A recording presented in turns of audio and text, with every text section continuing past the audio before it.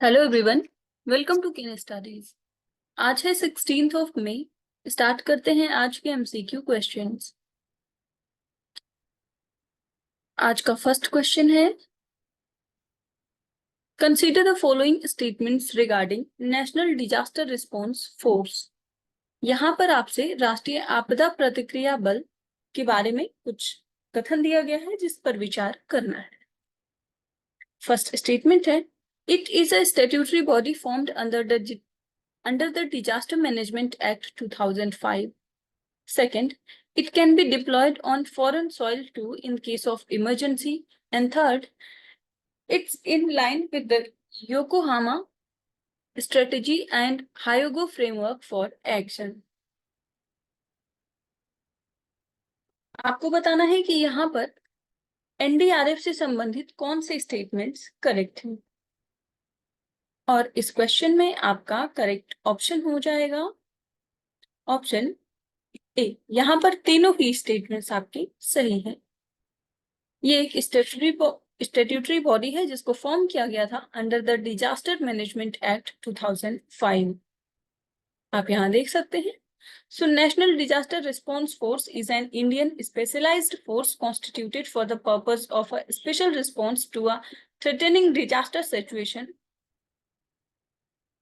under the Disaster Management Act of 2005। और आपने देखा कि ये एक स्टेट्यूटरी बॉडी है under the disaster management act of 2005। The apex body of disaster management in India is the National Disaster Management Authority. So the chairman of NDMA is the Prime Minister, and it can be deployed on foreign soil too in case of emergency. And the head of NDRF is designated as Director General. आपके लिए प्रश्न ये है कि आपको comment करके बताना है वर्तमान समय में एनडीआरएफ के डायरेक्टर जनरल कौन है। बढ़ते हैं नेक्स्ट क्वेश्चन की ओर। Recently, the Sela Tunnel has been recognized as India's highest tunnel by International Book of Honor. Where is the Sela Tunnel located? आपसे पूछा जा रहा है, हाल ही में सेला सुरंग को इंटरनेशनल बुक ऑफ ऑनर द्वारा भारत की सबसे ऊंची सुरंग के रूप में मान्यता दी गई है, और आपको बताना है कि सेला सुरंग कहाँ पर स्थित है। आपके ऑप्शन है हिमाचल प्रदेश, सिक्किम, केरला या फिर अरुणाचल प्रदेश।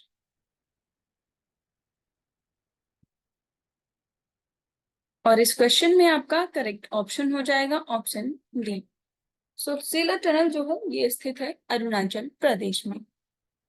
आप यहाँ देख सकते हैं, The Sela Tunnel is situated in Arunachal Pradesh, which is a strategically important region in northeast India, and it is located at an altitude of 13,000 feet on the Tejpur Tawang road. And the tunnel spans 2.59 kilometers and was constructed by the BRO India. So this infrastructure development is crucial for ensuring year-round connectivity to the Tawang region. Its construction has been recognized internationally with the International Book of Honor, England, acknowledging it as the highest tunnel in India. And this acknowledgement reflects on the tunnel's strategic importance and the engineering marvel it represents, facilitating easier access to Arunachal Pradesh strategic regions. बढ़ते हैं next question की ओर।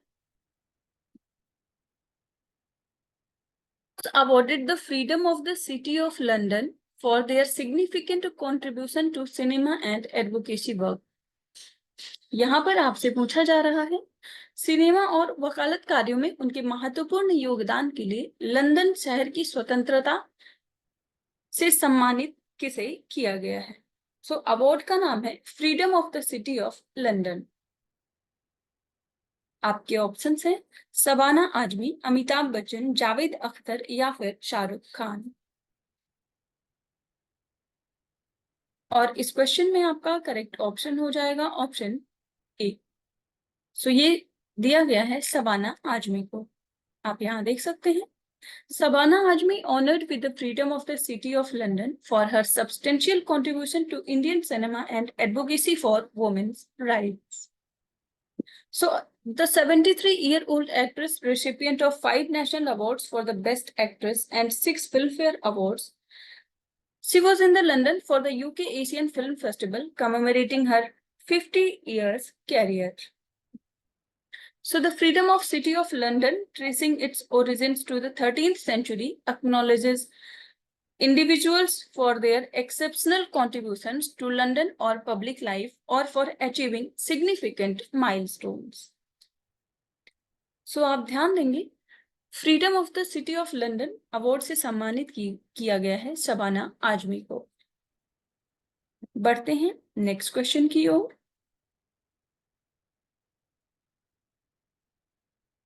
Which bank has launched Pixel Play, India's first virtual credit card? आपसे पूछा जा रहा है किस bank ने भारत का पहला virtual credit card pixel play launch किया है। आपके ऑप्शंस हैं ICICI bank, HDFC bank, state bank of India या फिर कोटक महिंद्रा बैंक। आपको बताना है कि भारत का पहला वर्चुअल क्रेडिट कार्ड किस बैंक के द्वारा लॉन्च किया गया है।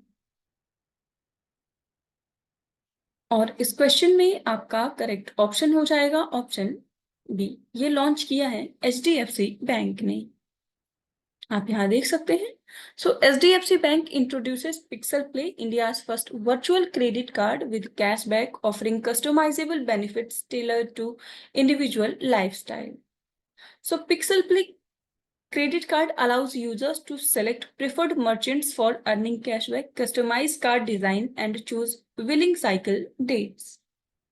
So key features include 5% annual cashback and an annual fee of ₹500, with the entire process being 100% digital, requiring no documentation, email or calls.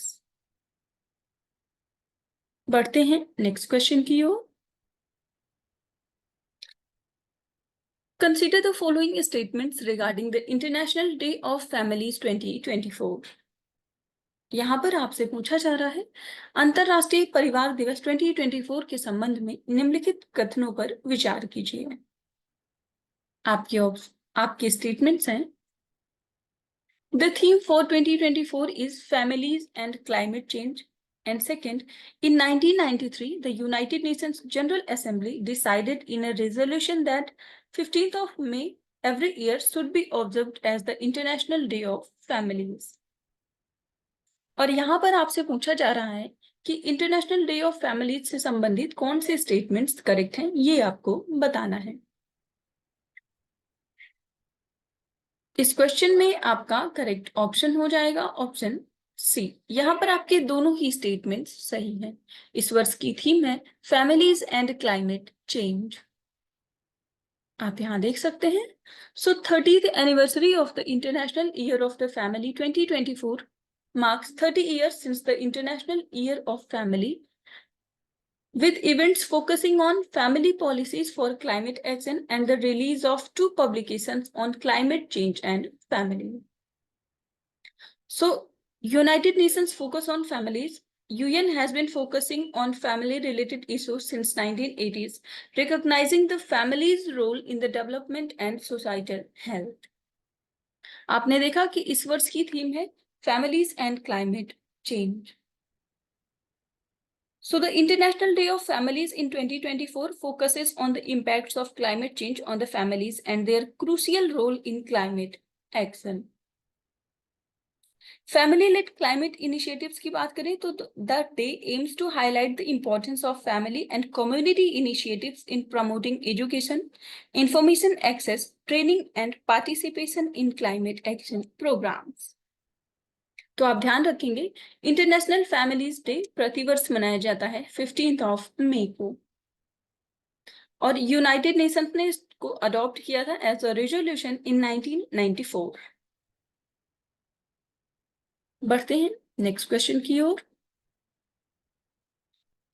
Recently where was the world hydrogen summit and exhibition 2024 held? आपसे पूछा जा रहा है हाल ही में विश्व hydrogen शिखर सम्मेलन और प्रदर्शनी 2024 का आयोजन कहां पर किया गया? आपके ऑप्शन है London UK, Moscow Russia, Paris France या फिर Rotterdam Netherlands.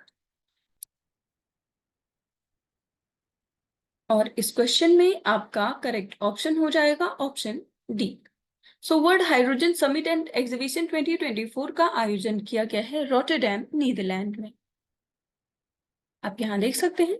So India has set up its pavilion at 2024 world hydrogen summit in Rotterdam, inaugurated by Bhupinder Singh Bhalla from the Ministry of New and Renewable Energy on May 12th. So the event hosts 15,000 delegates worldwide, organized by the Sustainable Energy Council and the partners including Netherlands government. Its premier platform promoting green hydrogen technology and its global adoption as sustainable fuel source. So ये जो platform है ये promote करता है green hydrogen technology को। बढ़ते हैं next question की ओर। Which company has recently signed an MOU with the Indian Coast Guard for the manufacturing and supply of indigenous marine grade aluminum? यहां पर आपसे पूछा जा रहा है हाल ही में किस कंपनी ने स्वदेशी समुद्री ग्रेड एल्यूमिनियम के निर्माण और आपूर्ति के लिए भारतीय तट रक्षक बल के साथ एक समझौते ज्ञापन पर हस्ताक्षर किया है। आपके ऑप्शंस हैं रिमाइन इंडिया, रिन्यू, हिंडाल्को या फिर जेएसडब्ल्यू ग्रुप। आपको बताना है कि इंडियन कोस्ट गार्ड के साथ किस कंपनी ने यह समझौता किया है। इस क्वेश्चन में आपका करेक्ट ऑप्शन हो जाएगा ऑप्शन सी। सो ये एमओयू साइन हुआ है हिंडाल्को और इंडियन कोस्ट गार्ड के मध्य।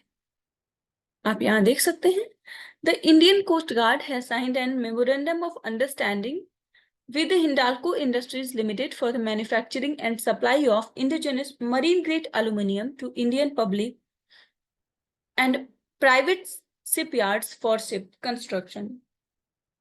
So the MOU will provide benefits such as quarterly pricing, priority in supplies and turnover discount, and also aims to facilitate better planning and cost management for shipbuilding projects by providing stable and predictable pricing over time. So आज के current affair session में इतना ही। Thank you for watching. Do like, share and subscribe.